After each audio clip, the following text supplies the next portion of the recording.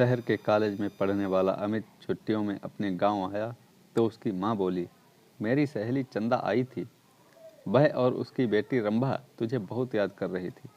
वह कह गई है कि तू जब गांव आए तो उनसे मिलने उनके गांव आ जाए, क्योंकि रंभा अब तेरे साथ रहकर अपनी पढ़ाई करेगी। यह सुनकर दूसरे दिन ही अमित अपनी माँ की सहेली चंदा से मिलने उनके गांव चला गया था।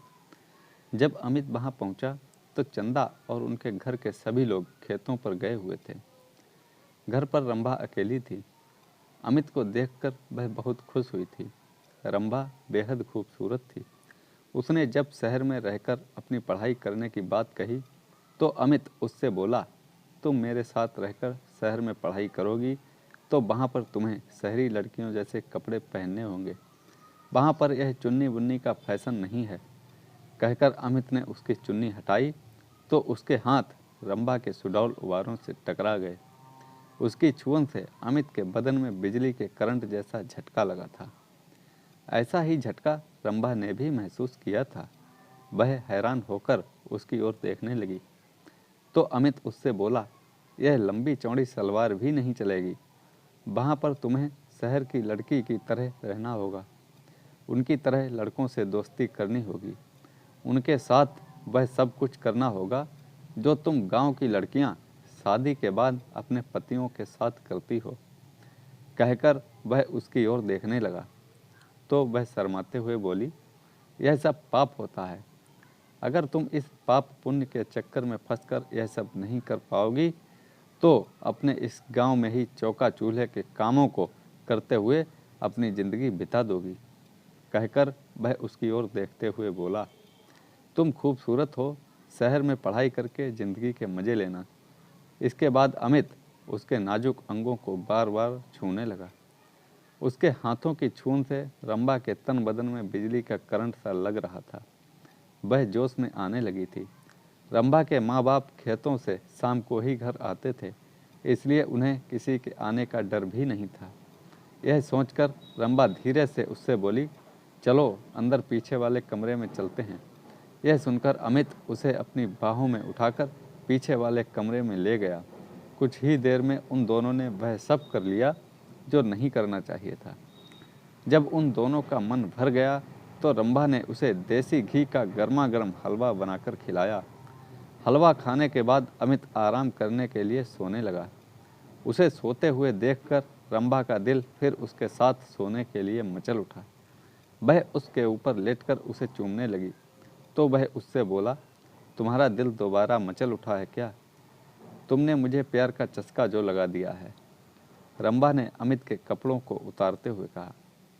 इस बार वे कुछ ही देर में प्यार का खेल खेलकर पस्त हो चुके थे, क्योंकि कई बार के प्यार से वे दोनों इतना थक चुके थे कि उन्हें गहरी नींद आने लगी थी। शाम को जब रंभा के माँ बाप अपने खेतों से घर लौटे तो अमित को देखकर खुश हुए। रंभा भी उसकी तारीफ करते नहीं थक रही थी।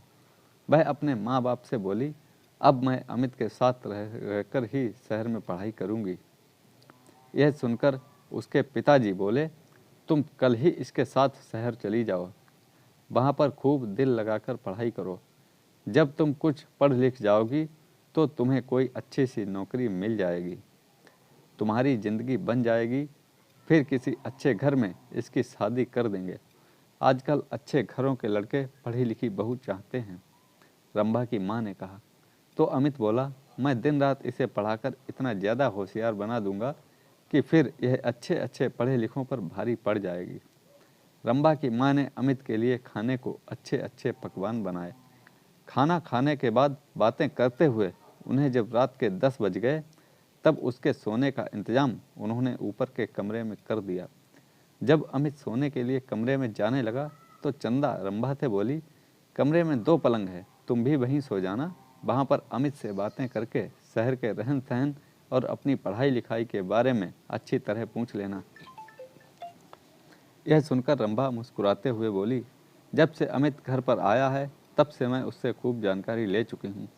पहले मैं एकदम अनाड़ी थी, लेकिन अब मुझे इतना होशियार कर दिया है कि मैं सब कुछ जान चुकी हूँ कि असली ज़िंदगी क्या होती है। यह सुनकर चंदा खुशी से मुस्कुरा उठी। वे दोनों ऊपर वाले कमरे में सोने चले गए थे। कमरे में जाते ही वे दोनों एक दूसरे पर टूट पड़े। शहर में आकर अमित ने रंभा के लिए नए नए फैशन के कपड़े खरीद दिए, जिन्हें पहनकर वह एकदम फिल्म हीरोइन जैसी फैशनेबल हो गई थी।